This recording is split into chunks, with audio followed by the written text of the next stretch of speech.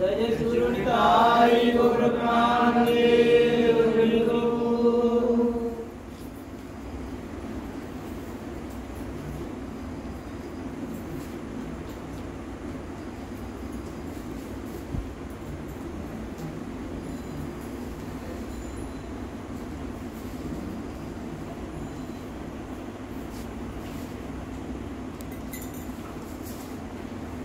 উপস্থিত সাধু ভক্ত বৈষ্ণব বৃন্দ এবং আমার স্নেহময়ী মাতৃমণ্ডলী সকলকার চরণে আমার সশ্রদ্ধাঞ্জলি নিবেদন করুন। আপনারা সবাই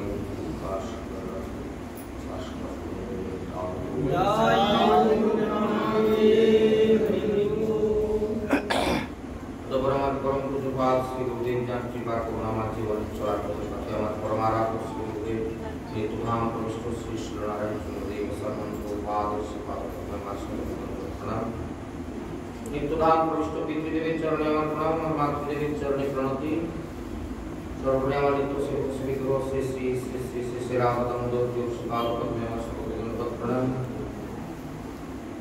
সর্বনে এখন পর্যন্ত তারা এখানে উপস্থিত আছেন, পরে যারা উপস্থিত হবেন অথবা নমস্কার মাত্র যারা থেকে শ্রবণ করছেন সকলের চরণে আমার কোটি কোটি কোটি কোটি কোটি কোটি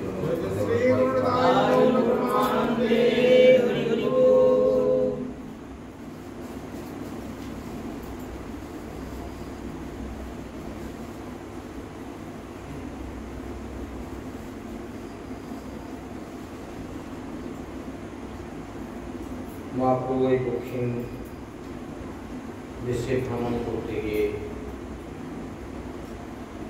প্রথমত পূর্ণ ব্রাহ্মণকে উদ্ধার করলেন, তারপরে পুষ্পকাদিগ্রস্ত বাসুদেব নামক ব্রাহ্মণকে উদ্ধার করলেন।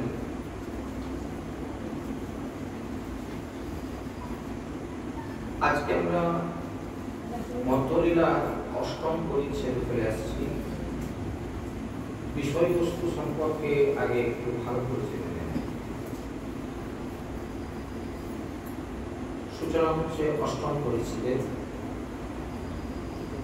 সঞ্চারজরমাভিনভক্তমেঘে সভক্তি সিদ্ধ্যান্ত চয়ামৃতার্ণি গৌরাব্ধিরে তৈরোনাং বিকৃতির্নে স্তজোগ্যক্তরত্নলয়তাং প্রয়ান্তি।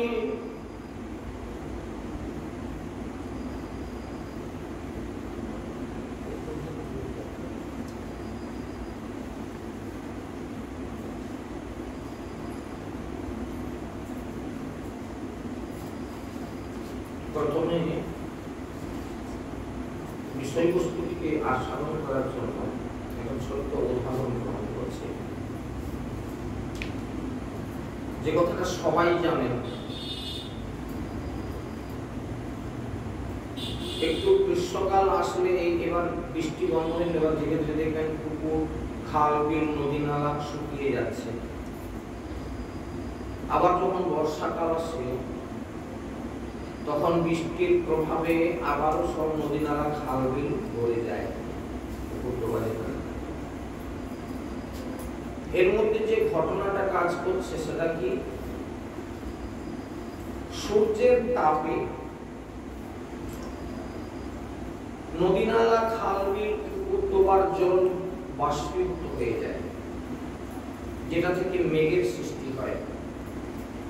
আবারও যথাসময়ে মেঘ বর্ষণ করে, যাতে করে আবারও সমস্ত নদী নালা খাল বিল ভরে ওঠে।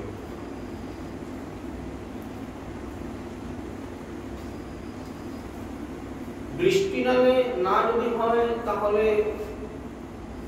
নদী নালা খাল বিল করবে না। আবার বাষ্পীভূত যদি না হয় তাহলে কিন্তু আবার বৃষ্টি হবে না। এই কথাটার সঙ্গে আজকের আমার চৈতন্য চৈতন্যের বিষয়বস্তুর সঙ্গে কি সম্বন্ধ, এবার সেই সম্বন্ধে চলে আসে।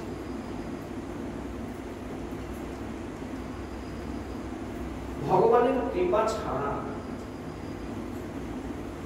কখন ভক্ত তৈরি হতে পারে না, ভক্তিটা লাভ করা যায় না। আবার ভক্ত না থাকলে ভগবানের মহিমা প্রকাশ হয় না। একে অপরের সঙ্গে সম্বন্ধ। কৃপাটা ভগবানের আর ভক্তিটা ভক্তের। খুব মন দিয়ে কথাটাকে বুঝিয়ে নেন, তা না হলে বিষয়বস্তু বুঝতে অসুবিধা হবে। কৃপা ভগবানের, অথচ ভক্তিটা তৈরি হয় সেই কৃপার প্রভাবে কোথায় না ভক্তের হৃদয়ে। তাহলে কৃপাকে আর ভক্তিকে এক করলে কেউ মানবে না। কৃপা আলাদা জিনিস আর ভক্তি আলাদা জিনিস। দাম বেশি কার? দাম বেশি ভক্তি। তাহলে ভক্তের ঘরে যে সম্পদ আছে তার নাম ভক্তি, এটার দাম বেশি। আর ভগবানের ঘরে যে সম্পদ আছে সেটার নাম কৃপা, ওটার দাম কম। দেখুন বোঝা যাচ্ছে কিনা?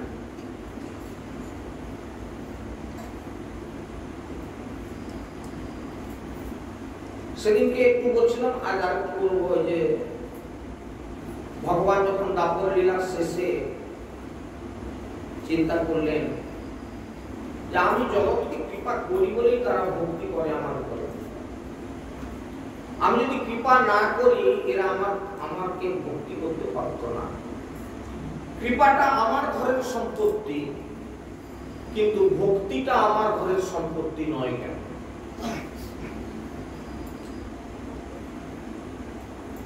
সন্ধ্যাবেলা বসে গিয়ে একটা আজগুবি গল্প করি। আজগুবি গল্প আপনারা সেটাই বলবেন, আজগুবি গল্প। বিয়ে বাড়ি বরযাত্র আসবে। বর্তমান কালে বুঝতেই পারছেন, বরযাত্র যদি বলা হয় 50 তো যে হাজির হবে 70। যদি বলে 70 তাহলে 100 আপ করে ব্যবস্থা। তাকে বাধা দিবেন, সেজে বুঝে বাড়ি চলে আসবে আর তার বাধা সব একটা বিয়ে বাড়ির গল্প। বিয়ে বাড়িতে এখন 50 জন বরযাত্র আসার কথা আছে। এখনকার দিনের মতো এত তাড়াতাড়ি ঘন ঘন এখানে দোকান ওখানে দোকান এরকম ছিল না, অনেক দূরে বাজার। তো বরযাত্রদের যদি অভ্যর্থনা ভালো না হয়, প্রাচীন কালের একটা নিয়ম ছিল, বর তুলে নিয়ে পালিয়ে যেত। ছোট এখানে বিয়ে করাবো না, নিয়ে পাওয়া বিয়ে হলো। এমন ঘটনা বহু আছে, আমাদের গ্রামেও আছে। কথা হচ্ছে এই, তাহলে এদের খাতির অভ্যর্থনা, খাওয়া দাওয়ার ব্যবস্থা খুব উন্নত ধরনের হয়। দোকান বাজার দূরে। তো গৃহস্বামী অর্থাৎ কন্যার পিতা অন্যান্য জলখালির আয়োজনের সঙ্গে একটা ব্যবস্থা করেছেন যে প্রত্যেককে 2টো করে রাজভোগ দেওয়া হবে। 2টো করে রাজভোগ দেওয়া হবে। 50 জন আসার কথা আছে, সুতরাং 100টা রাজভোগ লাগবে। এক কাজ করো, আরো 10 জনের জন্য বেশি আনা হোক, আরো 2টা আনা হোক। 2-1 বেশি আসতে পারে, 50-এর জায়গায় 60 হতে পারে। এটা তার আইডিয়া ছিল 60 হবে না। ওই বললাম যে লোকে বেরিয়ে পড়লে এখন কি করবে, 70 জন এসে থাকবে। এখন বিয়ে বাড়ির যিনি পরিচালক পঙ্ক্তি করে সবাইকে বসিয়ে দিয়েছেন, একবারে বসিয়ে দিয়েছেন 70 জনকে। মাথা চুল করছে, তাই তো 60 জনের জন্য 60 দোকানে 120টা রাজভোগ আছে। একটা করে দিলেই বা কেমন হয়, অনেকগুলো বেড়েও যাবে, আর 2টো করে দিতে গেলে কম পড়ে যাচ্ছে। কি করা যায় এই নিয়ে অনেক চিন্তা ভাবনা করলো। শেষে একটা সিদ্ধান্তে আসলো যে বাড়িতে কিছুটা ছানা আনা হয়েছিল কোনো কারণে। ছানাটা আছে, অনেকটাই ছানা আছে। ছানা চিনি দিয়ে তো রাজভোগটা তৈরি হয়, আর তো কিছু না, এমন কিছু না। ছানা চিনি দিয়ে রাজভোগ তৈরি হয়। খুব মন দিয়ে গল্প শুনুন আগে, তারপরে আসছি বিষয়ে।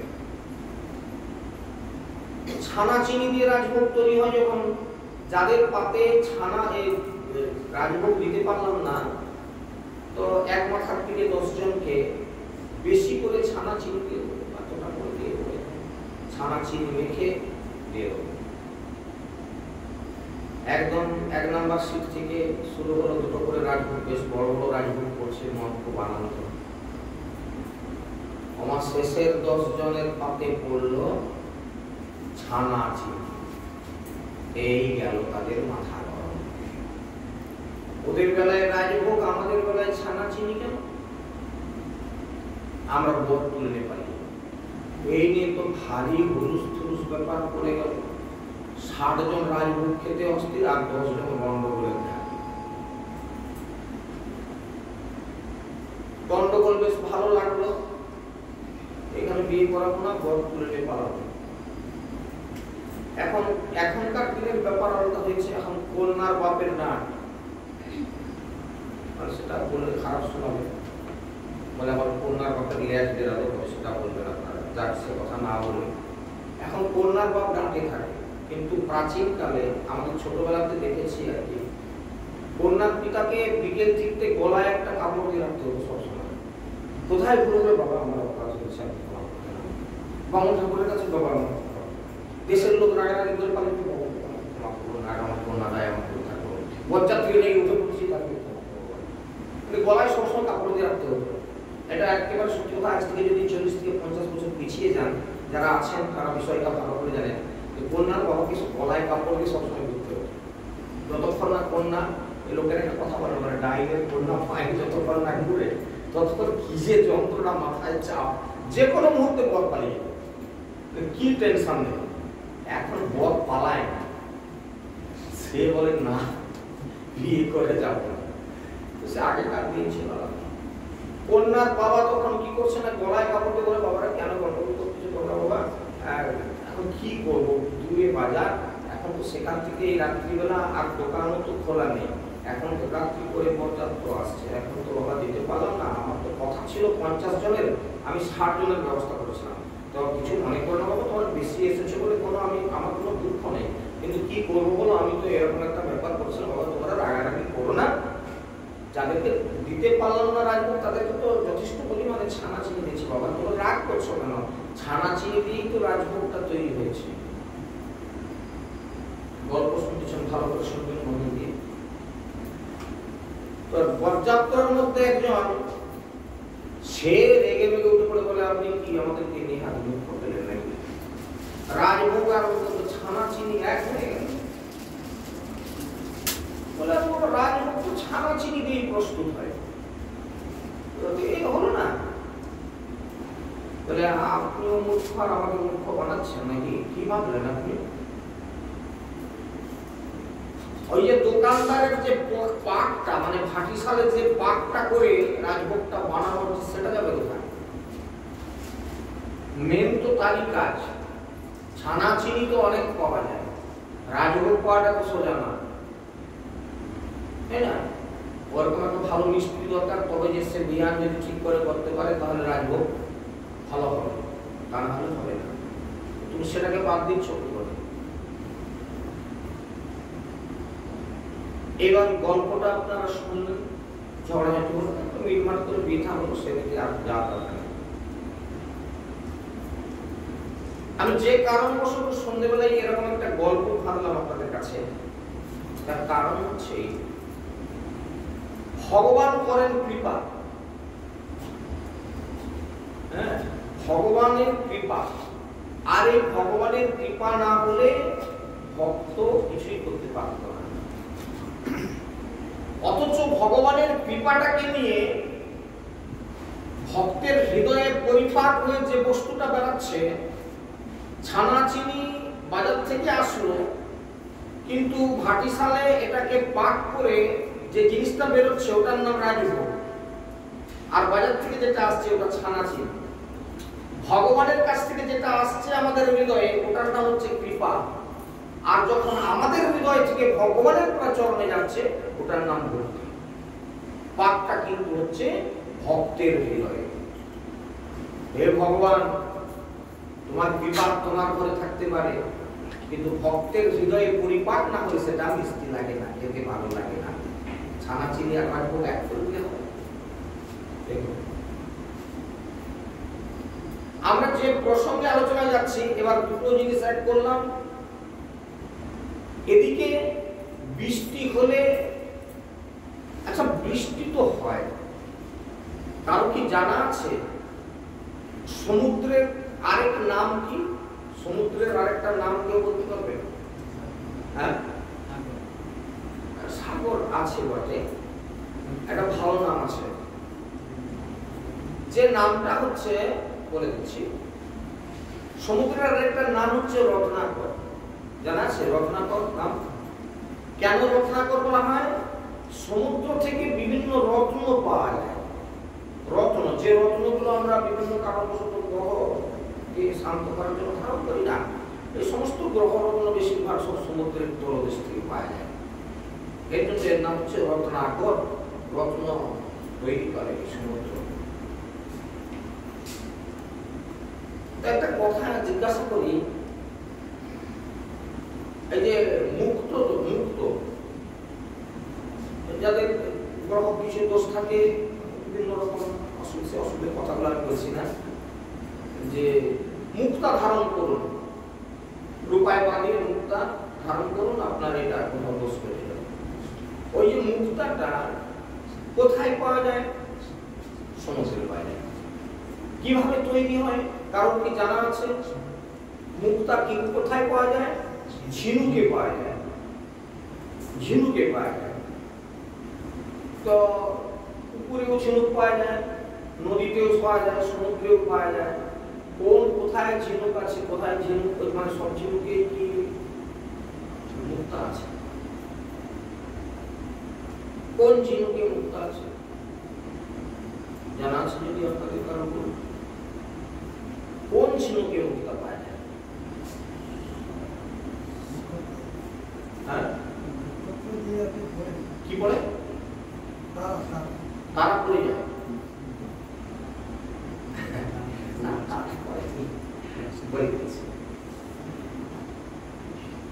যেদিন আকাশে 7টি নক্ষত্র আসবে, পাঁচিতে দেখবেন নক্ষত্র কোন দিন কোন সময়ে ভোগ করছে, 7টি নক্ষত্র।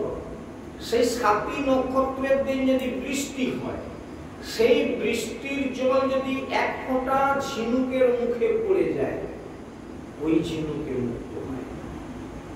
সব ঝিনুকে হয় না। কি করে না, যখন 7টি নক্ষত্রের দিন বৃষ্টি হয়, তখন ঝিনুকেরা করে কি না, এরা উপরে ভেসে ওঠে। ঝিনুককে ভেসে উঠতে দেখছেন? আপনারা সবাই দেখছেন জলের তলায় থাকে না, এরা ভেসে উপরে দেখবেন ভেসে থাকে, জলের উপরে ভেসে থাকে। এরা সে মুখকে খুলে দিয়ে, খোলা আছে না, দুটো খোলা আছে, ওই খোলাকে খুলে দিয়ে হাঁক করছে। 7টি নক্ষত্রের জল যদি এক ফোঁটা মুখে পড়ে, মুখ বন্ধ করলো, তলদেশে চলে যাবে। যতদিন না মুক্তা হয়, ও আর উপরে উঠে আসবে না। 7টি নক্ষত্রের জল এক।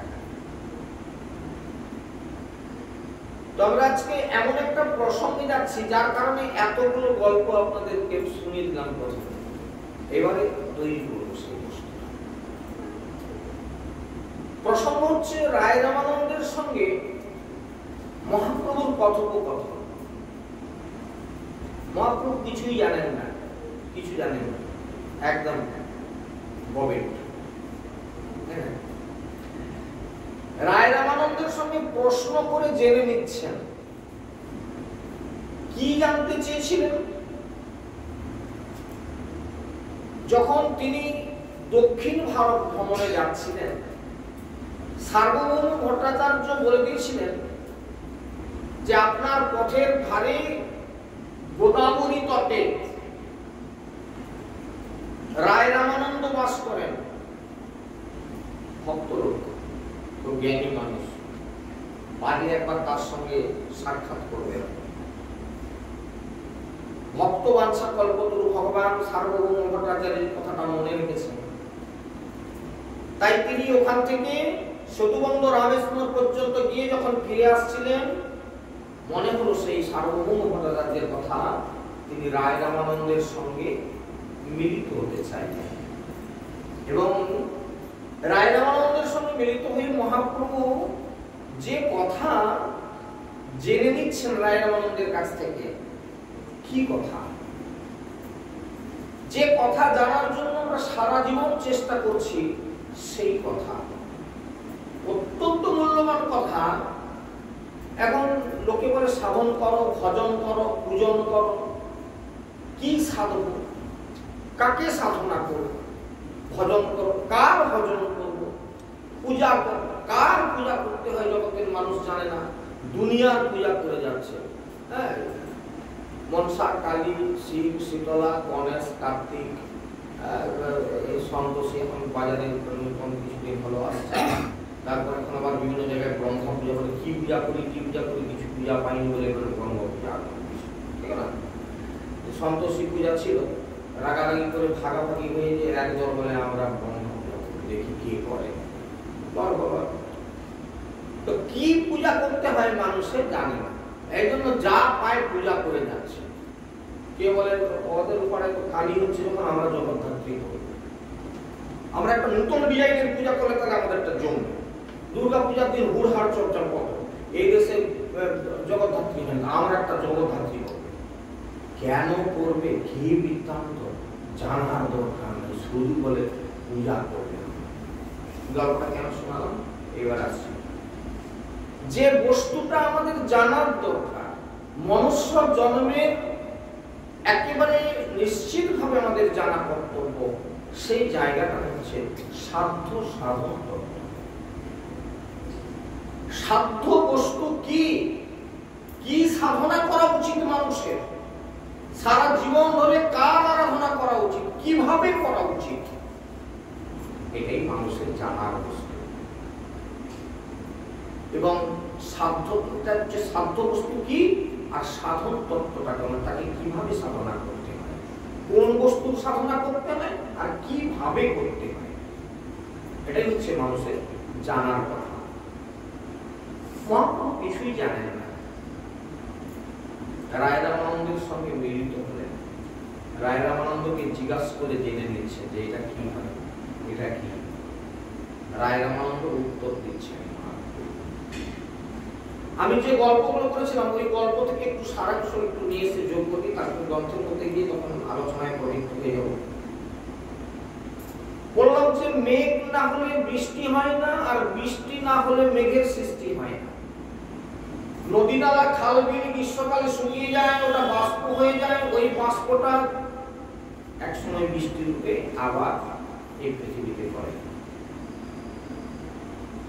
আচ্ছা, রায় রামানন্দ লোকটা কোথায় ছিল? এ কি ভগবানের থেকে উপরে বলে শুনতেছি? আমি যেটা আপনাকে বললাম, ভগবানের উপরে না, স্বয়ং চৈতন্য মহাপ্রভু কিছুই জানেন না, বুঝেন না, জিজ্ঞাসা করে জানতেছেন রায় রামানন্দ। এই রায় রামানন্দ কি করে সৃষ্টি হলো? আকাশ থেকে যদি বৃষ্টি না হতো, অর্থাৎ ভগবানের যদি কৃপা না হতো,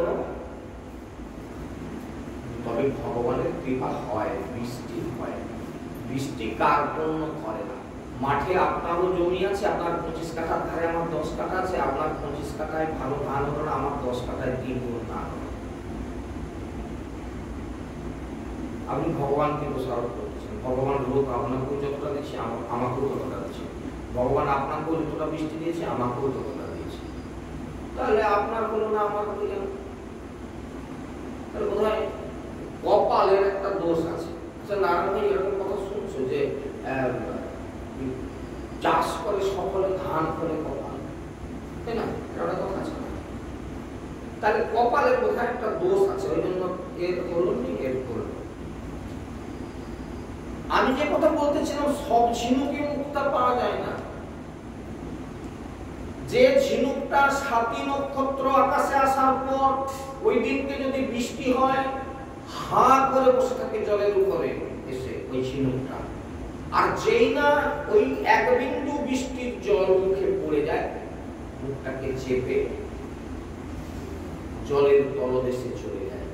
যতদিন না মুক্তা তৈরি হয় ততদিন আর উঠবে না। রায় রামানন্দ কি এরকম একটি জিনিস হতে পারে যে সাতী নক্ষত্রের জল পড়ে গেছে কোন রকম নাকি ও এত বড় জ্ঞানী হলো কি করে? এই পৃথিবীতে আমরা তো সবাই সমান না। একজন কীর্তনিয়ার কীর্তন শুনতে 10,000 লোকের ভিড়, হাঁ করে বসে আছে। উনিও একজন মানুষ, ভগবান ওনাকেও দু হাত দু পা দিচ্ছে আর আমাকেও দিচ্ছে।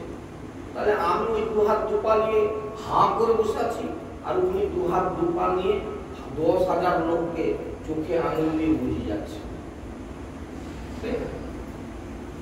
কি ব্যাপার বলতো? অরি মুখে কি তার সাতী নক্ষত্রের জল পড়ছে নাকি? কারণে হলো কি? জয় জয় শ্রী চৈতন্য জয় নিত্যানন্দ, জয়াদ্বৈত চন্দ্র জয় জয় গৌর ভক্ত বৃন্দ, সঞ্চার্য রমাভিধ ভক্ত মেঘে, সভক্তি সিদ্ধান্ত চয়ামৃতার্ণি, গৌরাধীর তৈরমুনা বিতর্ণে বিতীর্ণে, স্তজগত রত্নালয়তাং প্রয়াতি।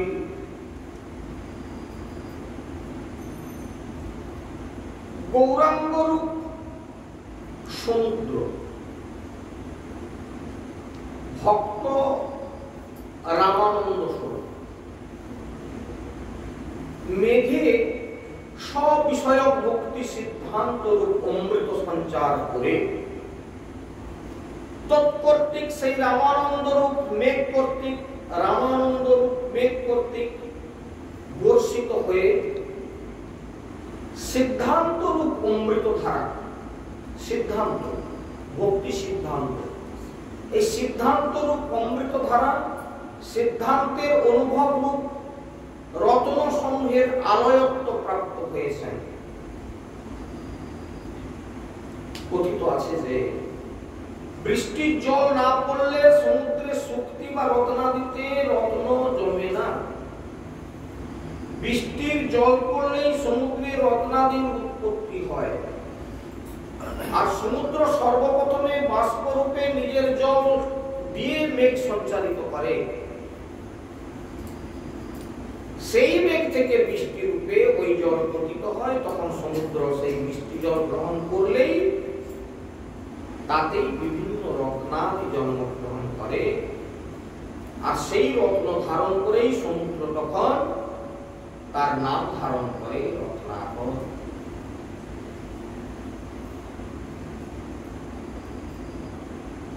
অদ্ভুত লাগছে কথা যে সমুদ্র যার দ্বারা পরিপুষ্ট হলো, যার দ্বারা পরিপুষ্ট হয়ে সে এখন রত্নাকর নাম ধারণ করেছে,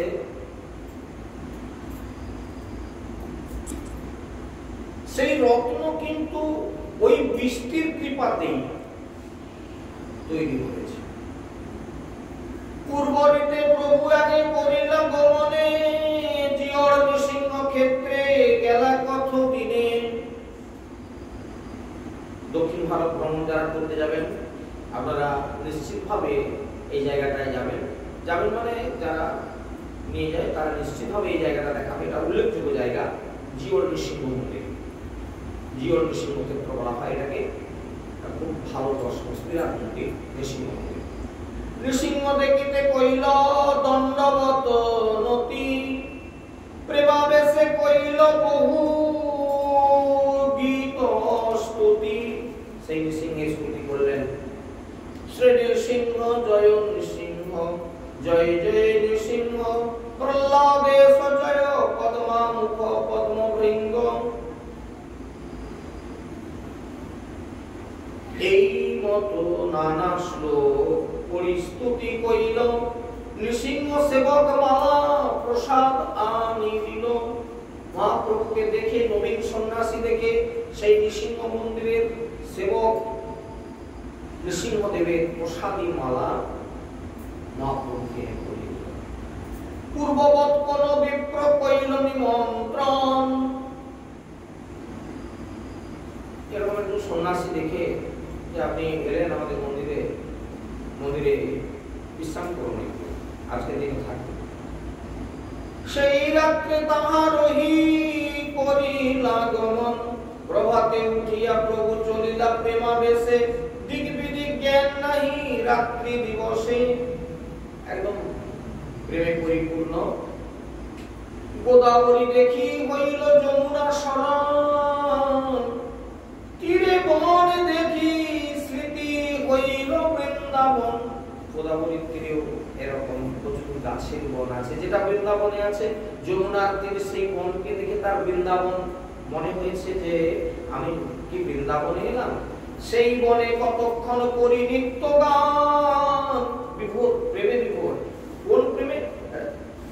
বৃন্দাবন বনে। আমি বৃন্দাবনে এসেছি, বৃন্দাবনের বন দেখে তিনি একেবারে অলৌকিক ভাবে নৃত্য কীর্তন করতে লাগলেন সেই গোদাবরী তটে। সেই বনে কতক্ষণ করি নিত্য গান, গোদাবরী পার হইয়া কইল তাহা স্নান। গোদাবরী নদী পার হয়ে স্নান করলেন। ঘাট ছাড়ি কত দূরে জল সন্নিধানে, বসি প্রভু করে কৃষ্ণ নাম সংকীর্তনে।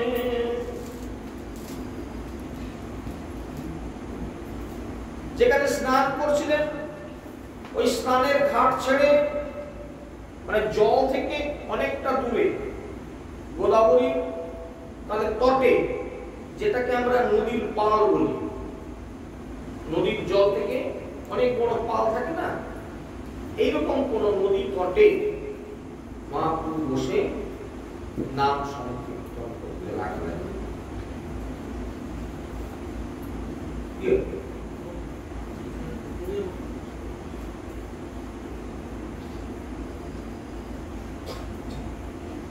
হেনকালে দোলায় চড়ি রামানন্দ রায়, স্নান করিবারে আইলা বাজে না বাজায়। তার সঙ্গে আইলা বহু বৈদিক ব্রাহ্মণ, বিধিমত কইল দেহ স্নান তর্পণ। প্রভু তার দেখে জানিল এই রাম রায়, তাহারে মিলিতে প্রভুর মন উঠিলায়।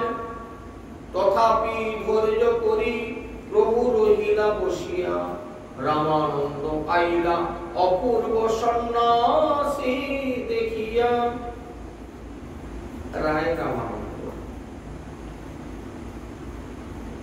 যিনি জমিদার লোক, এদের রায় প্রতিনিধিত্ব না করা ছিল কালে রায়।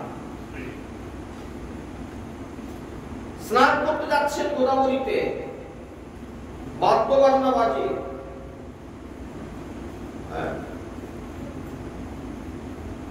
এবং সঙ্গে কিছু বৈদিক ব্রাহ্মণ। এই কারণে তার সঙ্গে বৈদিক ব্রাহ্মণ।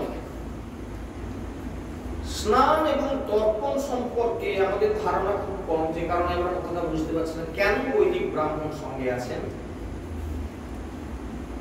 স্নান যে কোনো ভাবে গিয়ে পুকুরে বা সরোবরে বা নদীতে নেমে স্নান করতে নেই। আপনি যে নদীতে স্নান করবেন, গঙ্গাতে স্নান করলে গঙ্গার স্তব আছে, গঙ্গার প্রণাম আছে। যমুনাতে স্নান করলে যমুনার স্তব আছে, প্রণাম আছে। এরকম প্রতিটি গোদাবরীর আছে, তার স্তব করতে হয়, তার বর্ণনা করতে হয়, তারপর সেখানে স্নান করতে হয়। তাহলে কি হয় না, তীর্থকে স্নান হয় তবে। এই জন্য আপনারা বৃন্দাবনে যদি যান, হুড়মুড় করে রাধাকুণ্ডে স্নান করতে চলে যাবেন, যাবেন না, ভুলেও যাবেন না। যেখানে পারেন ট্যাপের জলে আগে স্নান করুন। রাধাকুণ্ডে স্নান করতে গেলে রাধাকুণ্ডের বন্দনা আছে, তার স্তব আছে, তার স্তুতি আছে, প্রণাম আছে, এগুলো করতে হবে। এটা কে করিয়ে দেয়? দেখবেন আমাদের তীর্থগুরু আছে, বৃন্দাবনেও আমাদের তীর্থগুরু আছেন। এক একটা এলাকা আছে, যেমন আমাদের এলাকায় যিনি তীর্থগুরু আছেন, আপনারা তার সন্ধান করুন, তিনি আসবেন, আপনাদেরকে নিয়ে যাবেন, তিনি রাধাকুণ্ডের তীরে বসিয়ে পূজা পাঠ করাবেন, রাধাকুণ্ডের অর্চনা করাবেন, তর্পণ করাবেন, তারপরে স্নান।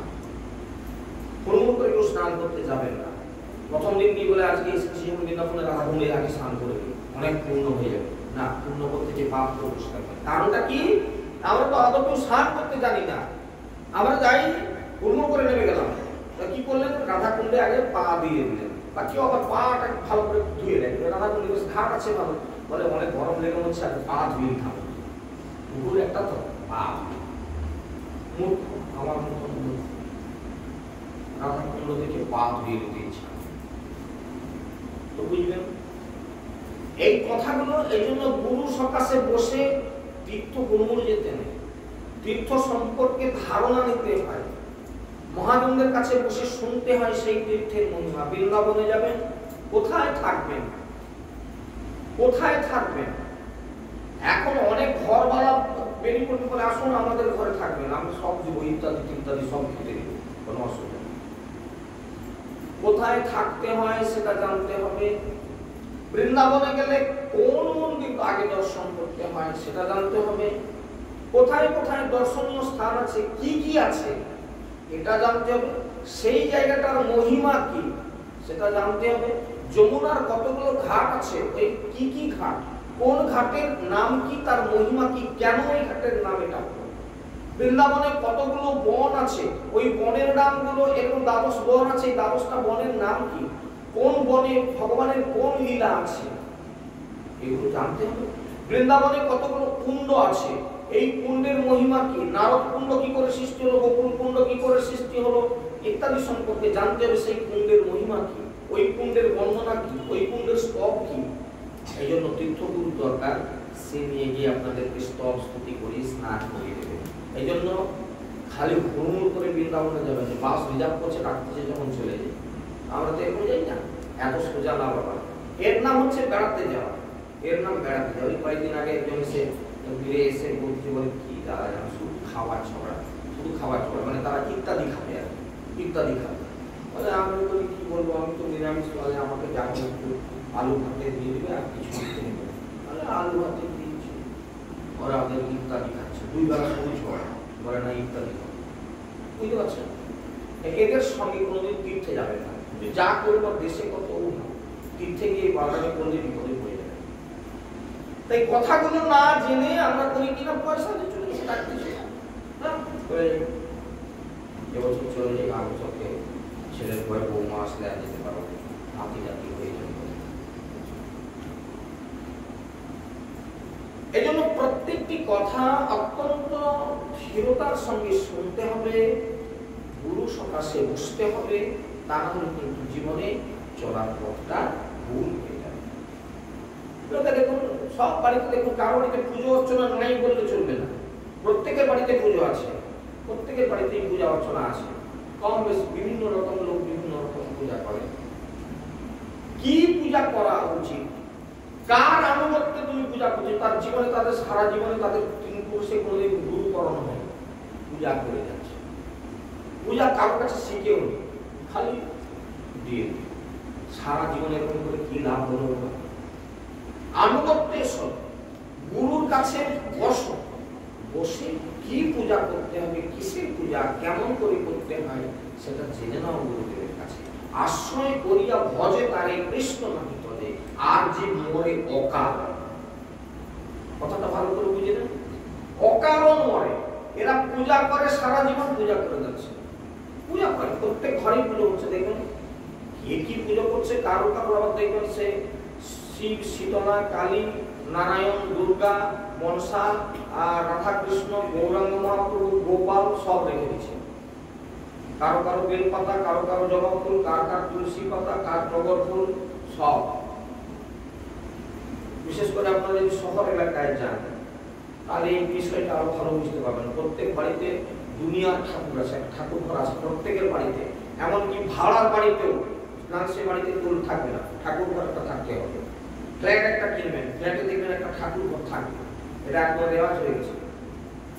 আর আপনি ওখানে গেলে ফুল, আমাদের দেশে যেমন বাজারে যাত্রা গাছে ফুল পাওয়ার জায়গা নেই কোথাও, দোকানে কিনবেন, দোকানদারও জানে যে এরা 64 প্রকার দেবদেবী পূজা করে, বেল পাতাও দিয়ে দিবে, তুলসীও দিয়ে দিবে, সাদা ফুলও দিবে, জবা ফুলও দিয়ে দিবে, আর আপনার আকন্দ ফুলও দিয়ে দিবে, আর ওই যে নীল ফুলটা কি নাম? অপরাজিতা। সব দিন এবার তুমি তোমার যাকে যা দেবার দিয়ে যাও, 10-20 টাকা দিয়ে দিলে সব রকম দিয়ে প্যাকেট করে দিয়ে যা পূজা করে। তা এইরকম পূজা করে জন্মের পর জন্ম কিছু লাভ হবে না। পরিষ্কার কথা, কেউ প্রতিবাদ করার থাকে করুন। কারণ কি না, আপনি কারোর কাছে কিছু শেখেননি। একটা গোপাল কিনে চলে ইচ্ছা হলো, গোপাল কিনছে আর কিছু নাই। একটা কালী মূর্তি ভালো লাগলো, যে বারবার ঠাকুর কিনে নিল, পিতল লক্ষ্মী গণেশ কিনে দিল। এই মানুষ আগ্রহ বাগ্রহ মহাদেব করে যাচ্ছে। কারোর আনুগত্যও আসে না, কারোর কথাও শোনে না, কারোর কাছে কিছু শিক্ষাও করে না, 3 পুরুষে কোনোদিন দীক্ষাও কারণ নেই। কেন এই প্রসঙ্গটা বললাম? কারণ হচ্ছে কি, মহাপ্রভু গোদাবরীতে স্নান করে জল থেকে অনেকটা দূরে বসে নাম কীর্তন করছে। উদ্দেশ্যটা কি? কেন এখানে বসে নাম সংকীর্তন করছেন? সার্বভৌম ভট্টাচার্য আসার সময় বলে দিয়েছিলেন, গোদাবরীর তীরে আপনি গিয়ে একটু অপেক্ষা করে রামানন্দের সঙ্গে একটু মিলিত হবেন, আনন্দ পাবেন, কথা বলে। কথাটা মনে ছিল, কিন্তু তিনি কাউকে মুখ ফুটে বলেননি যে রায় রামানন্দের দেখা কোথায় পাওয়া যাবে বা তিনি কোথায় থাকেন, কিরকম লোক, জানা নাই। উদ্দেশ্যটা তার সঙ্গে একটু দেখা সাক্ষাৎ করবেন।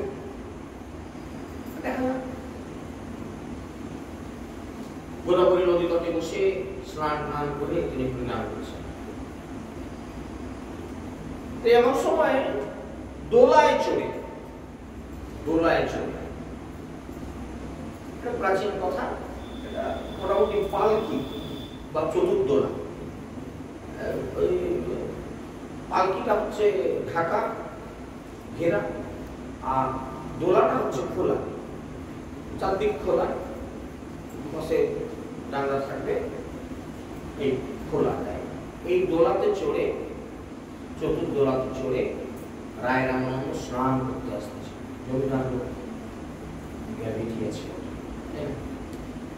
বাদ্য বাজনা বাজছে, বৈদিক ব্রাহ্মণদেরকে সঙ্গে নিয়ে আসতেছেন। কেন না, গোদাবরীতে স্নান করতে গেলে স্নানের পূর্বে গোদাবরীর বন্দনা করবেন, তার স্তব করবেন, প্রণাম করবেন, আর কি স্নানান্তে তর্পণ,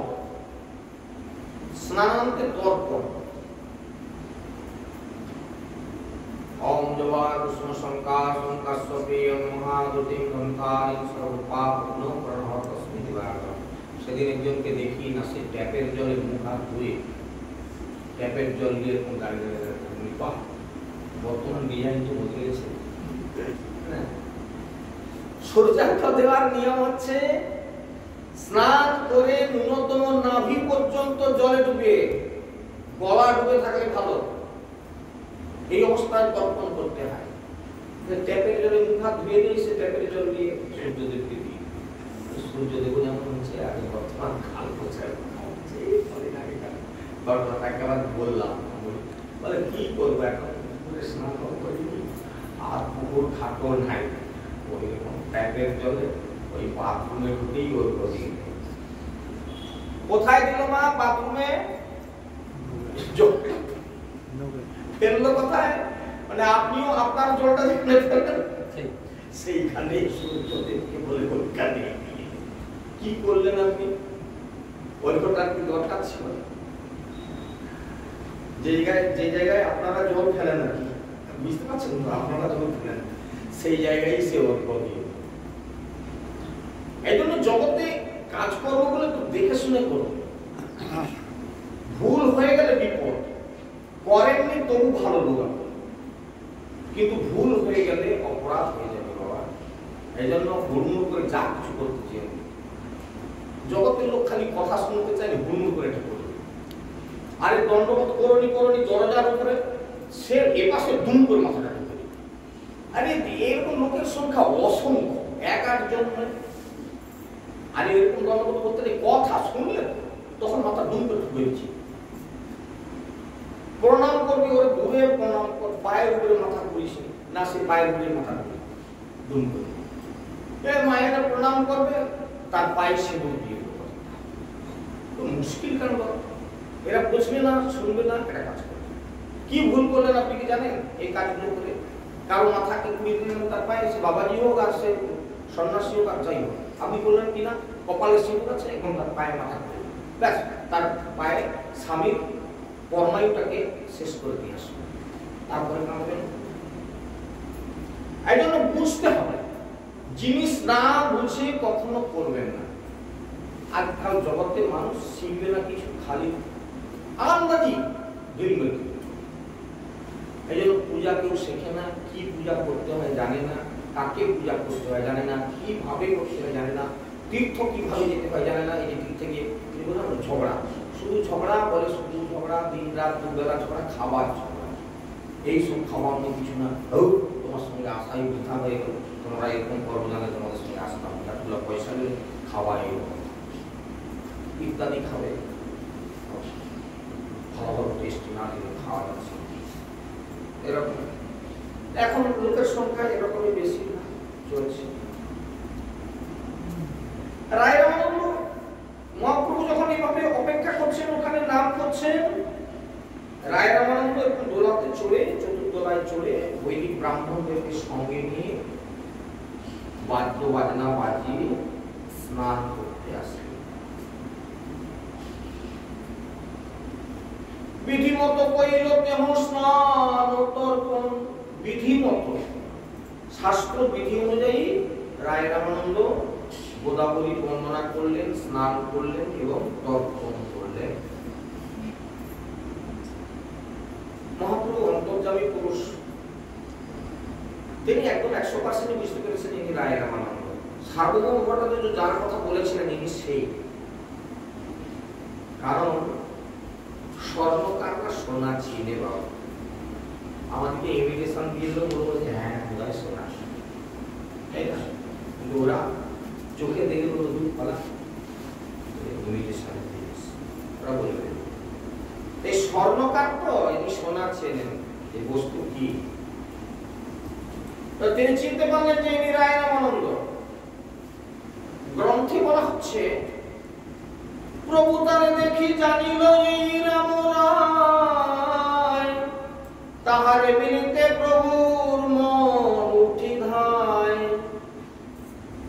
সার্বভৌম ভট্টাচার্য যে আমাকে বলে দিয়েছিল যে রায় রামানন্দের সঙ্গে একটু কথোপকথন করতে, আমি কি উঠে চলে যাবো নাকি, স্নান করে উঠে চলে যাচ্ছে বোধহয়, আমি চলে যাই, এরকম ভাবনাটা হবে।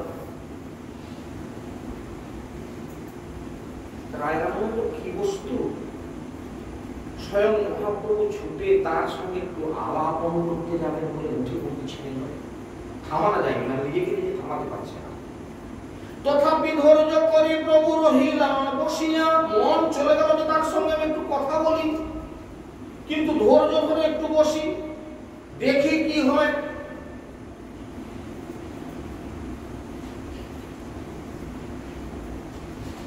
ধৈর্য ধরে সে একটু বসলেন। রামানন্দ আইলা অপূর্ব সন্ন্যাসী দেখিয়া, অপূর্ব সন্ন্যাসী, নবীন বয়স, মাত্র 24 বছর বয়স, বুঝতেই পারছেন, কাঁচা সোনার মতো গায়ের রং, হ্যাঁ, যে মস্তকে চুলের মহিমা দেখার মতো, মধুনাপি তাকে নাড়া করতে গিয়ে সাতবার চিন্তা করে পাইনি যে এরকম এত সুন্দর কেসের বাহার আমি কি করে খুব চালাবো, বিধাতা পুরুষ যেন বাধা দিচ্ছে পারে। সেই নবীন সন্ন্যাস দেখিতে সুন্দর, সূর্য শত সমকান্তি অরুণ বসন, সুবলিত প্রকাণ্ড দেহ কমল লোচন।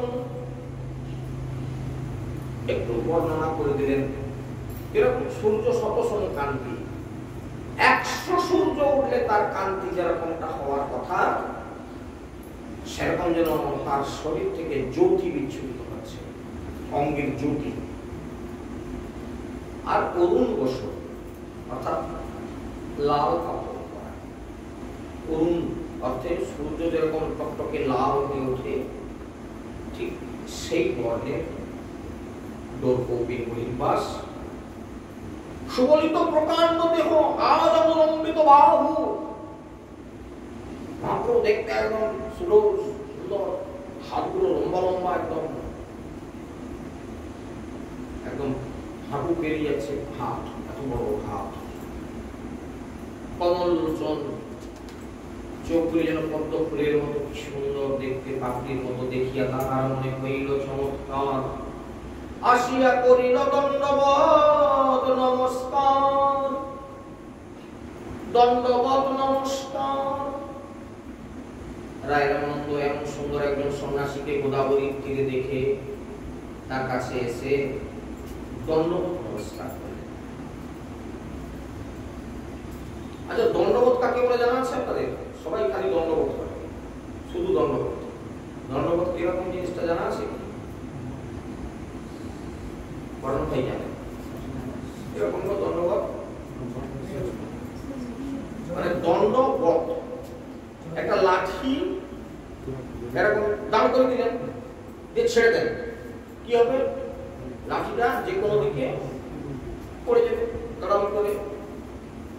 দণ্ডবত হচ্ছে এইটা, একদম গরম করে পড়ে যাও। আচ্ছা, লাঠি কি হাঁটুটা তো গেড়ে শুয়ে লাঠি? বুঝা গেছে দণ্ডবত কাকে বলে। আমরা যেমন কি ওই যদি দণ্ডবত করতে হয়, লম্বা হয়ে যদি শুয়েও দণ্ডবত করতে হয়, এরকম দাঁড়িয়ে দাঁড়িয়ে মুখ থাপড়ি কেউ পড়ে যাবে নাকি? হাঁটু গেড়ে লম্বা হয়ে শুয়ে। কিন্তু আমি জিজ্ঞাসা করতেছি, লাঠি কি এরকম হাঁটু গেড়ে লম্বা হয়ে পড়ে? যা করবে তখন করে পড়ে যায়। দণ্ডবত হচ্ছে সেই বস্তু একদম ওই লম্বা হয়ে দড়াম করে পড়ে যাওয়া, লাঠির মতো। এর নাম দণ্ডবত, লাঠির মতো। এই দণ্ডবত প্রণামের কথা যখন আসলে একটু বলি, কত প্রকার প্রণাম আছে, কোন প্রণামে কিভাবে তার সার্থকতা। একটা আছে সাষ্টাঙ্গ প্রণাম। সাষ্টাঙ্গ প্রণাম তার মানে 6টা অঙ্গ নয়, অষ্ট অঙ্গ সাষ্টাঙ্গ, নিজের 8টা অঙ্গ মাটিতে লাগিয়ে প্রণাম। কোন কোন 8টা অঙ্গ লাগবে মাটিতে? কারো জানা আছে? সাষ্টাঙ্গ প্রণাম দুটো হাঁটু তো গাড়তেই হবে, দুটো পায়ের পাতা মাটিতে থাকবে, পায়ের পাতা একবারে পায়ের পাতা, তাহলে দুটো পায়ের পাতা, দুটো হাঁটু, 4, দুটো কনুই 4 6, নাক আর কপাল, এই হচ্ছে 8টা। সাষ্টাঙ্গ প্রণাম অর্থাৎ হাঁটু গেড়ে এইভাবে প্রণাম করা। আর দণ্ডবত প্রণাম, যে দণ্ডবত প্রণামে সমস্ত অঙ্গগুলি ভূমিতে স্পর্শ করবে, বক্ষ, গ্রীবা, ঠোঁট, নাক, কপাল, পা, হাঁটু, কনুই, একদম দণ্ডবত প্রণাম। আর আমরা যেটা করি ওটা কি প্রণাম বাবা? এর গ্রন্থে কোনো উল্লেখ দেখি গিয়ে যে শেখালো তাও জানি না। ঠাকুরের কাছে আসবে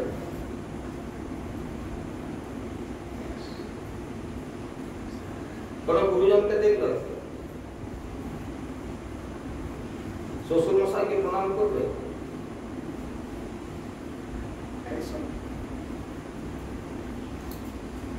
দেখিয়া তাহার মনে হইল চমৎকার, আসিয়া করিল দণ্ডবত নমস্কার। উঠি প্রভু কহে, মহাপ্রভু বসে বসে নাম করতেছি, উঠে পড়লেন রায় রামানন্দকে দেখে।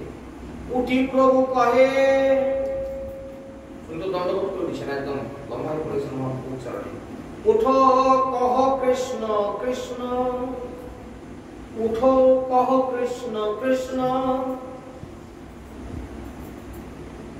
এই হচ্ছে আমাদের কাজ। কি কেউ সে প্রণাম করলো, প্রণাম করি, কৃষ্ণ কৃষ্ণ, বড় কৃষ্ণ কৃষ্ণ, কৃষ্ণ কৃপা লাভ করো, রাধারানী কৃপা লাভ করো ইত্যাদি। মহাপ্রভু রায়রামানন্দকে বললেন, উঠো, কহ কৃষ্ণ কৃষ্ণ। তারে আলিঙ্গিতে প্রভুর হৃদয় সতৃষ্ণ। স্বয়ং ভগবান শ্রীকৃষ্ণ চৈতন্য মহাপ্রভু তাকে আলিঙ্গন করবার জন্য সতৃষ্ণ। তাকে বলে সতৃষ্ণ, তৃষ্ণা পেলে, পিপাসা পেলে, যেমন জলের দিকে মানে কোনো দিকে আর মন নেই, এতটা তৃষ্ণা। মহাপ্রভু রায়রামানন্দকে আলিঙ্গন করতে যাওয়ার জন্য এতটা তৃষ্ণা। তথাপি বুঝিল তুমি রায়রামানন্দ। মহাপ্রভু জিজ্ঞাসা করলেন, তুমি রায়রামানন্দ? দেহ কহে সেই হঙে দাস শূদ্র মন্দ।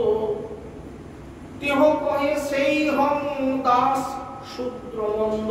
তবে প্রভু কইল তারে দিল আলিঙ্গন। প্রেমাবেশে প্রভু ভৃত্যে দহে অচেতন।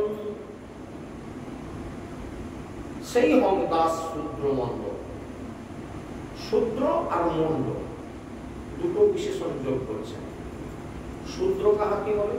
একেবারে নিচু জাতি যারা, চার বর্ণের যারা সেবা করে, এরা শূদ্র অংশ। এই শূদ্রের মধ্যে আবার মন্দ। অনেকে উত্তম আছে, ভালো আছে, কিন্তু রায়রামানন্দ নিজেকে মন্দ বলে ঘোষণা করেছে। তা বর্তমান কালে এটা হচ্ছে গ্রন্থের কথা এবং এটা প্রাচীন ঐতিহ্য বৈষ্ণবতার একটা বিশেষ লক্ষণ, নিজেকে সব থেকে ন্যূনম ঘোষণা করা। একটি ধুলির কীটের বা একটি পোকামাকড়ের সঙ্গে নিজেকে তুলনা করা। বর্তমান কালে এটা এখন আমাদের একটা ডাঁটের কথা হয়েছে। এটা ডাঁট, এটা আমাদের এখন ডাঁট। তো সেদিন একজন এরকম ফোন করছে, তো বলছে আপনি কি অমুকবাবু বলছেন? আমি অধম সেই বলছি, এই কি বলবেন? আমি বাবাজি তো এরকমই কথা বলে, সে সকলে শুনে আমিও বলে দিলাম অধম অমুক করে। না না এই কথা। তো আমরা এখন এইরকম একটা বিশেষণ যোগ করে দিই নিজেকে জাহির করবার জন্য যে আমি কত বড় বৈষ্ণবতা অর্জন করছিলাম, কিন্তু আদপেও না, এটা হচ্ছে ডাঁটের যে এরকম ব্যাপার। তথাপি পুছিল তুমি রায়রামানন্দ, দেহ কহে সেই হং দাস শূদ্র মন্দ। তবে প্রভু কইল তারে দিল আলিঙ্গন। প্রেমাবেশে প্রভু ভৃত্য দহে অচেতন। যখনই জানতে পারলেন যে আমি যেটা ঠাওর করেছি সেটা সত্যি, ইনিই রামানন্দ, বলছে সেই দাস শূদ্র। মহাপ্রভু তাকে একদম গাঢ়ভাবে আলিঙ্গন করলেন এবং এই আলিঙ্গনের দ্বারা, যে কথা গতকালকেও বলেছিলাম, শক্তি সঞ্চারিত হয়ে যায়। দৃঢ় আলিঙ্গনের দ্বারা শক্তি সঞ্চারিত হয়। গতকালকে বলেছিলাম না, সেই কুষ্ঠ ব্যাধিগ্রস্ত ব্রাহ্মণ তাকে মহাপ্রভু আলিঙ্গন করলেন। এই আলিঙ্গন মানে কি? তার শক্তি তার শরীরের মধ্যে সঞ্চারিত করে তার শরীরের সমস্ত ব্যাধি মুক্তি করে দিলেন। এতটাই প্রেম হলো রায়রামানন্দকে আলিঙ্গন করতে গিয়ে যে প্রেমাবেশে প্রভু ভৃত্য দহে অচেতন, দুজনেই অচেতন। মহাপ্রভু রায়রামানন্দকে আলিঙ্গন করে অচেতন, আর রামানন্দ মহাপ্রভুর বুকে গিয়ে সেও অচেতন। একদম প্রেমে এতটাই বিভোর। স্বাভাবিক প্রেমে তোমার উদয় করিলা, তুহে আলিঙ্গিয়া তোহে ভূমিতে পড়িলা। ওই যে যেমন আমরা করি না, এখন আমরা যেটা করি এটা ডিজাইনে, দুজনেই কিনা আমি অথম বলে সেও পড়ে গেল, ইও পড়ে গেল, রাস্তার মাঝখানে দুজনে দণ্ড। ও পাশে এসে সাইকেল দাঁড়িয়ে আছে, পাশে মোটর সাইকেল পেঁয়াতে করছে, আর ঠাউরে এদের দম হচ্ছে রাস্তায়। এরকম কিনা দুজনে দেখা হলো, সে বলে আমি অধম, ই বলে আমি অধম, বলে সেই রাস্তার উপরেই তারা এই পাশে বসেছে, বেল বাজায়, সাইকেল বাজায়, সে বলে এই পাশে পড়ে। এরকম দৃশ্য একদিন দেখলাম রাস্তায়, জন্য হঠাৎ বলা গেল, কেউ কিছু মনে করে না। দু বাবা নিয়ে দেখা হয়ে যে তারা এমন দণ্ডবোধ আরম্ভ করে দিল রাস্তার উপরে, এদিকে মোটর সাইকেল, সেদিকে সাইকেল, তারপর রাস্তা পায়। তাই এরাও সেরকম এখন দণ্ডবোধ করছে। তো প্রভু আর ভৃত্য দুজনেই অচেতন, স্বাভাবিক প্রেম দুজনের হৃদয় হয়ে গেছে, এবং দোহা আলিঙ্গনের দোহে ভূমিতে পড়িলাম, দুজনে দুজনকে আলিঙ্গন করে একদম মাটিতে পড়ে গেছে অচেতন হয়ে। স্তম্ভ সেদ অশ্রুকম্প পুলক বই বর্ণ, দোহার মুখেতে শুনি গদ গদ কৃষ্ণ বর্ণ। গদ গদ স্বরে কৃষ্ণ কৃষ্ণ কৃষ্ণ কৃষ্ণ কৃষ্ণ কৃষ্ণ কৃষ্ণ কৃষ্ণ কৃষ্ণ কৃষ্ণ, যেমন আমরা যদি করি না কৃষ্ণ কৃষ্ণ, একবারে দুজনে মুখে গদ গদ কৃষ্ণ বর্ণ, এই কৃষ্ণ কৃষ্ণ বলছে দুজনেই একদম গদ গদ স্বরে কৃষ্ণ কৃষ্ণ কৃষ্ণ কৃষ্ণ। দেখিয়া ব্রাহ্মণগণের হইল চমৎকার। ওই বামুন ঠাকুররা যে স্নানের সঙ্গে এসেছিল রামানন্দের সঙ্গে, বামুন ঠাকুররা দেখে বলে কি হলো, এদের দুজনে এমন জোড়াজড়ি করে এরকম হয় কেন? তারা তো বুঝেনি কোন এদের কি হচ্ছে না হচ্ছে, তারা বুঝলে তো দুটি কিছুই বুঝতে পারেন বামুন ঠাকুররা। তারা খালি দেখলো দুজনে দুজনকে জড়াজড়ি করে মাটিতে পড়ে গেল, ধুলায় পড়া করে যাচ্ছে, কি হলোটা? হ্যাঁ, বৈদিক ব্রাহ্মণ সবে করেন বিচার, দেখিয়া ব্রাহ্মণগণ হইল চমৎকার। এই তো সন্ন্যাসীর তেজ দেখি ব্রহ্ম সম, শূদ্র আলিঙ্গিয়া কেনে করেন ক্রন্দন। বামুন ঠাকুর বলে এরা শূদ্রকে আলিঙ্গন করে একজন ব্রাহ্মণ সন্ন্যাসী সে কামড়ে কেন? কি ব্যাপারটা বলো দেখি। এই মহারাজ মহাপণ্ডিত গম্ভীর সন্ন্যাসীর স্পর্শে মত্ত হইল অস্থির।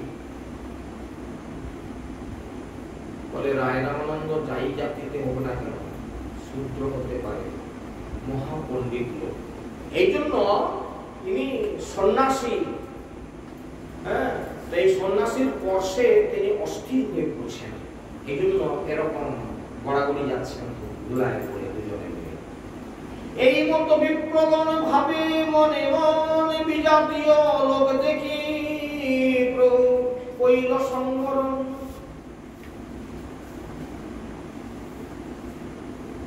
ভজন যে যার গোপনীয় বিষয়, এই জন্য আমাদের গ্রন্থ বলছেন আপন ভজন কথা না কহিবে যথাযথা। এই আমরা যেমন হ্যাঁ আমার এই এত লক্ষ নাম করি আমি প্রত্যেকে, আমার পূজা করতে আমার 1.5 ঘন্টা থেকে 3 ঘন্টা লেগে যায়, হ্যাঁ আমার এইসব কত পূজা না এইসব আছে ইত্যাদি ইত্যাদি। কারণ বক্তৃতা করি লোককে কেন, তার ভাবে সত্যি বাবাজি কত না কি করে পূজা পাঠ ইত্যাদি। কিন্তু এই কথাগুলো আপনি লোকের কাছে বললেই আপনার সবটাই শেষ হয়ে যায়। কেন? তুমি যে কত করো এই তো প্রমাণ হচ্ছে, তুমি লোকের কাছে জাহির করবার জন্য কথা বলা। আমি এতক্ষণ পূজা করি, এতক্ষণ জপ করি, এই আমার নাম করতে সময় লাগে, তোদের কি আছে? তোদের কিছু নাই, তোদের আমার জানো ইত্যাদি ইত্যাদি আছে। এরকম আমরা বলে মহাপ্রভু যখন দেখলেন যে ব্রাহ্মণদের মনে একটা দ্বিধা, এরা দেখে বুঝতে পারছে না যে এদের কি ঘটনা হচ্ছে, মহাপ্রভু নিজেকে সংবরণ করে নিলেন। কচ্ছপ মুখ ঢুকিলে কখন কর অনার ভাই ঘুমাচ্ছ না, কচ্ছপ কখন মুখ ঢুকিলে ভিতর থেকে লোক দেখবে, তাই না? লোক আসছে দেখবে সে দিব্যি মুখ বের করে খড় খড় খড় যেতে ছিল, যে না লোক দেখছে সে হাত পা সরব। মহাপ্রভু প্রেমে বিভোর, কিন্তু দেখলেন কি না আমাদের এই প্রেমের মহিমা এই মূর্খ ব্রাহ্মণেরা বুঝে না, এরা নানান প্রকার মন্তব্য করবে। সুতরাং বিজাতীয় লোক দেখি প্রভু কইল সংবরণ, নিজেকে সুস্থ হইয়া দহে সেই স্থানেতে বসিলা, তবে হাসি মহাপ্রভু কইতে লাগিলা। রায় সার্বভৌম ভট্টাচার্য কহিল তোমার গুণ, তোমারে মিলিতে মোরে করিল যতন। জানো রায়, সার্বভৌম ভট্টাচার্য আমাকে তোমার কথা বললো এবং খুব যত্নের সঙ্গে বললো যে আপনি অবশ্যই তার সঙ্গে দেখা করবেন। যত্ন করে বলল, তোমা মিলিবারে মোর এথা আগমন, ভালো হইল অনায়াসে পাইল দর্শন। আমার ভাগ্য ভালো যে আমাকে কোনো প্রয়াস করতে হলো না, তুমি হঠাৎ এই নদীর ধারে এসে উপস্থিত হলে তোমার সঙ্গে আমার দেখা হয়ে গেল। রায় কহে সার্বভৌম করে ভৃত্য জ্ঞান, পরোক্ষে মোর হিতে হয় সাবধান। সে আমাকে ভৃত্য জ্ঞান করে, কিন্তু আমার উন্নতির জন্য কতটা যত্ন নিয়েছে দেখুন। কোথায় আপনি আর কোথায় আমি, আমার সঙ্গে আপনাকে সাক্ষাৎ করতে বলে দিয়েছে, অর্থাৎ কি আপনার কৃপা যাতে করে আমি লাভ করতে পারি সেই ব্যবস্থা সে করে দিয়ে পাঠিয়েছে। সার্বভৌম কতটাই আমাকে ভালোবাসে। রায় কহে সার্বভৌম করে ভৃত্য জ্ঞান, পরোক্ষে মোর হিতে হয় সাবধান। তার কৃপায় পাইল তোমার চরণ দর্শন, আজি সফল হইল মোর মনুষ্য জন্ম। কারণ আমাদের মনুষ্য জন্মের সার্থকতা তো সেইখানেই, মনুষ্য জন্মের সার্থকতা তো সেইখানেই যখন সদ্গুরু দর্শন হয়। সার্বভৌমে তোমার কৃপা তার এই চিহ্ন, অস্পৃশ্য পর্ষিলে হইয়া তার প্রেমাধীন। বলে প্রভু, আমি সেই সার্বভৌম ভট্টাচার্যের কথা শুনে আমি নিচু জাতি অস্পৃশ্য, এই অস্পৃশ্যকেও আপনি স্পর্শ করলেন লোকের কথা শুনে। কাহা তুমি সাক্ষাৎ ঈশ্বর নারায়ণ, আর কাহা মুই রাজসেবী বিষয়ী শূদ্রাধন। রাজসেবী বিষয়ী শূদ্রাধন, রাজসেবী বিষয়ী শূদ্রাধন। রাজসেবী আপনাদের বুঝতে কষ্ট হবে যে রাজা কে আর জমিদার কে। তাহলে একটু প্রাচীন যে ব্যবস্থা ছিল সেটা বলি। পুরাকালে, আচ্ছা এই যে এখনো আপনারা শুনেন না এই যে জমিদার জমিদার বংশ আছে, জমিদার আছে, জমিদার জমিদার, এই জমিদারকে আর রাজাকে, রাজা একজন আর জমিদার অনেকজন। জমিদার কিরকম না, এই মৌজা কর আদায় করবেন আপনি, দিয়ে আমাকে করটা পৌঁছাবেন আপনি, আপনার কমিশনে কাজ করবেন আপনি জমিদার। এই জন্য প্রাচীনকালে জমিদাররা কি করতো, খুব কড়া শাস্তি দিয়ে হলো তার মানে তার পেটে পা তুলে হলো পয়সা আদায় করে নিয়ে আসতো। হ্যাঁ, তৎকালীন যে ইতিহাস জানা যায় আর কি, করের দায়ে জমি ছেড়ে দিচ্ছে, খাজনা দিতে পারেনি তো জমিদার বাবু আপনি দিয়ে নেন, বেদ মারো, খাজনা দেয়নি 2 বছর, বেদ মারো, এরকম ব্যবস্থা ছিল। মারো লাঠি মারো, বাবু বাবু ছেড়ে দিন, দিয়ে যাবে, যেভাবে পাই ঘর বাড়ি বিক্রি আর গহনা বিক্রি দিয়ে যাবে।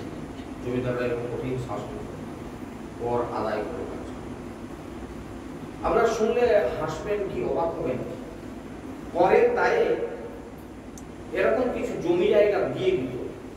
সে 1 বিঘা জমি কিনতেছে, বলে ওই জমিটা তোমার দিয়ে দিতে হবে, ওটা আমার জমিটা, ওটা আমি এমনি রেজিস্ট্রি করে তোমাকে দিয়ে দিতে হবে, মানে শুধু ওই জমিটায় ধান হবে না ওর জন্য আমাকে খাজনা দিতে হবে, আমি খাজনা দিতে পারবো না, ওটা আপনাকে দিয়ে দিতে হবে। এটা দাবি তার, ওই 1 বিঘাটা নিচ্ছ কিন্তু তার সঙ্গে 10 কাঠা জমিটা নিয়ে দিতে। এরকম ঘটনা কখনো দেশে আছে। জমিদারের এরকম চাপ ছিল, কারণ জমিদার চাইতো শোষণ করে যত টাকা রোজগার করতে পারবে তার ভালো। এবার তো রাজাকে কর দেওয়ার কথা, সে তার কর দিয়ে দিল, বাদ বাকিটা দিয়ে। এই জন্য জমিদারেরা এরকম বদমাশ করে। সার্বভৌম রায়ের আমাদের হচ্ছে সেই রকম একজন জমিদার, রাজাকে কর দেয় আর নিজে তার মৃত্যু সত্য। কাহা তুমি সাক্ষাৎ ঈশ্বর নারায়ণ, কাহা মুই রাজসেবী বিষয়ী সূত্রাধন। সুতরাং এই জমিদার যে বিষয়ের উপরে তার এত লালসা, মুরে স্পর্শে না করিলে ঘৃণা বেদ ভয়। আপনি আমাকে স্পর্শ করলেন, আপনার ভয় করলো না, বৈদিক সিদ্ধান্ত অনুযায়ী নিজ অধমকে স্পর্শ করলে তাকে প্রায়শ্চিত্ত করতে হয়, স্নান করতে হয়। আজও কিছু কিছু দেশে এরকম আছে। হ্যাঁ, কিছুদিন আগে একজন আসছিলেন আমাদের দেশে একটা কাজ করতে, রাস্তাটার তিনি কন্ট্রাক্টে কাজ করছিলেন। তো আমার কাছে অকপটে স্বীকার করছিলেন মাঠে দাঁড়িয়ে থাকে, আপনি জানেন প্রভু আমাদের দেশে আমাদেরকে মানুষকে ছুঁয়ে না কেন? সে আমরা ছোট জাতি, জাতিতে কি জিজ্ঞাসা করেন জাতিতে কি? আমরা শুনি, জাতিতে শুনি। তো আমাদের দেশে আমাদেরকে লোকে ঘৃণা করে, ছুঁয়ে না, নিজের মুখেই বলেছি। তো আমাদের একটা ঠাকুরবাড়ি আছে, এখানে ব্রাহ্মণ দেওয়া আছে, ওখানে সেবা দেওয়া ব্রাহ্মণেরা করে, আমাদের যাই হোক, প্রাচীনকালে এইরকম নিজ জাতিকে এতটাই দূরে রাখা, তাদেরকে ছুঁয়ে স্নান করতে হতো বা প্রায়শ্চিত্ত করতে হতো, এরকম হতো প্রায়শ্চিত্ত। মোরে স্পর্শে না করিলে ঘৃণা বেদ হয়, মোর দর্শন তোমা বেদে নিষেধ হয়। তোমার কৃপায় তোমার করায় নিন্দা কর্ম, সাক্ষাৎ ঈশ্বর তুমি কে জানে তোমার কর্ম। আমার নিস্তারিতে তোমার ইহায় আগমন, আমার নিস্তারিতে ইহা তোমার আগমন। আমার নিস্তারিতে, নিস্তারিতে অর্থাৎ আমার বিষয় বন্ধন মোচন করার জন্যই আপনার আগমন। পরম দয়ালু তুমি পতিত পাবন, মহান্ত স্বভাবে তারিতে পামন। নিজ কার্য নাই তবু জান তার ঘর। মহান্ত তরিতে উদ্ধার করবার জন্য আপনার কোনো কাজ নাই, আপনার এখানে আসার কোনো দরকার ছিল না, আমার মতো শুদ্রাধনকে স্পর্শ করার কোনো দরকার ছিল না, শুধুমাত্র আমাকে নিস্তার করার জন্যই আপনি কৃপা করে এসেছেন। নিজ কার্য নাই তবু যায় জান তার ঘর, সেই কারণবশতই আপনি এসেছেন। এইরকম নিজেকে অত্যন্ত দৈনতার সঙ্গে মহাপুরুষ স্মরণে নিবেদন করলেন। আমার সঙ্গে ব্রাহ্মণ আদি সহস্রে জন, হাজার লোক আছে আমার সঙ্গে, তারা দেখছে দাঁড়িয়ে দাঁড়িয়ে। তোমার দর্শনে সবার দ্রবীভূত মন। এতগুলো লোক কেউ আর কথা বলে না, শুধু আমাদের দিকে তাকিয়ে আছে কিসের কারণে? আপনাকে দর্শন করবার জন্য। কৃষ্ণ কৃষ্ণ নাম শুনি সবার বদনে, সবার অঙ্গ পুলকিত অশ্রু নয়নে। কেউ কেউ দাঁড়িয়ে দাঁড়িয়ে কাঁদছে এইসব কাহিনী দেখে। এরকম একজন নবীন সন্ন্যাসী জমিদারকে ধরে আলিঙ্গন করছে, প্রেমে বিভোর হয়ে যাচ্ছে। আকৃত্যে প্রকৃতি তোমার ঈশ্বর লক্ষণ, জীবে না সম্ভবে এই অপ্রাকৃত গুণ। সাধারণ জীব তারা বুঝতে জানে না তোমার মধ্যে যে ঈশ্বরত্ব আছে, আমি তো বুঝতে পারতেছি। তোমার মধ্যে যে অলৌকিক ঘটনাগুলো দেখতে পাচ্ছি, অষ্টসাত্ত্বিক ভাবের লক্ষণ দেখতে পাচ্ছি, যেটা সাধারণ লোকে বুঝতে পারে না। প্রভু কয় তুমি মহাভাগবত উত্তম, তোমার দর্শনে সবার দ্রব হইল মন। কিন্তু মহাপ্রভু বলছেন উল্টা কথা। মহাপ্রভু না না না না, তুমি আসলে পরম ভাগবত উত্তম, ভাগবত উত্তম, উত্তম ভাগবত। ব্যক্তি ভাগবত কাকে বলে? একটি গ্রন্থ ভাগবত আর একটি ব্যক্তি ভাগবত। ভাগবত গ্রন্থটি হচ্ছে গ্রন্থ ভাগবত, আর সেই গ্রন্থ ভাগবতকে যিনি উপলব্ধি করে জাস্ট সেই বস্তু তৈরি হয়ে গেছেন তিনি হচ্ছেন ব্যক্তি ভাগবত। আর মহাপ্রভু যে বিশেষণ লাগিয়ে তাকে বলেছেন তুমি ভাগবত উত্তম, উত্তম ভাগবত, উত্তম ভাগবত তুমি। তোমার দর্শনে সবার দ্রবীভূত হইল মন। তোমাকে দর্শন করি এই জন্য সবার দ্রবীভূত হয়েছে মন। আনের কা কথা আমি মায়াবাদী সন্ন্যাসী, আমি তোমার স্পর্শে কৃষ্ণ প্রেমে ভাসি। যদি কাউকে ভালো করে জানতে হয় নিজেকে একবারে ছোটটি করে দেন, দেখবে বেরোবে তাহলে কিছু। আর নিজে যদি নেচি বড় হতে চান তাহলে বলবেন হ্যাঁ বাবা তুমি অনেক বড়, তোমাকে নমস্কার, আসি বাবা। কি